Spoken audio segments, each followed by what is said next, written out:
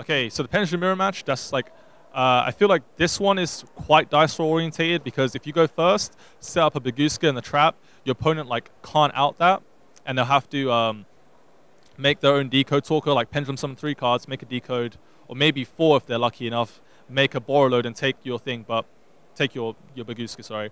But if they have the trap established, then all of that can't happen. And they'll prevent your out to the Baguska, and next turn, like, OTK you.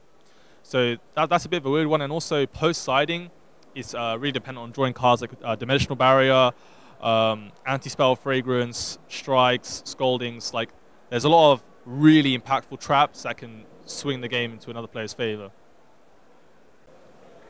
So, the Pendulum Mirrormatch is also quite interesting. As we saw in past, it's always been, especially because Wavering Eyes got unbanned, it has the same interaction as we think of like the Perform Age Pendulum deck back then. You have to play around that card. That card is just devastating. If you get Wavering for 4, there's no way you're going to win that game again. But especially Magician has ways to prevent it, which we hadn't before. But now, it's the decision what you're going to do first turn especially. If you go into like Baguska, you risk losing to Wavering Eyes, and the deck has pretty much good outs in the mirror. Like, it's the same as the Trickster Mirrormatch, where there's nothing really you can put up on board that they can't play around. The trap is very good, but like popping their scales has a cost because they also have effects. They float. The game goes on along because while Pendulum can generate a lot of damage fast, it's also very good at defending itself with Astrograph Sorcerer and the trap.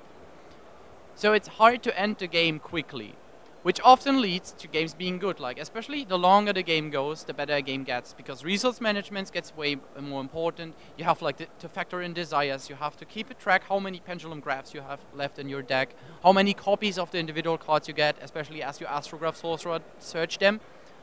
And it's also, because the deck is just a purely engine-based deck, you get to play a lot and not fear bricking.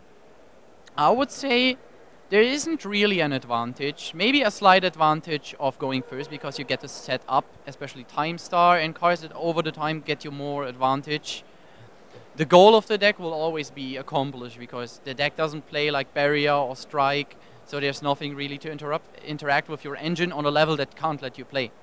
So there's a lot of back and forth gameplay.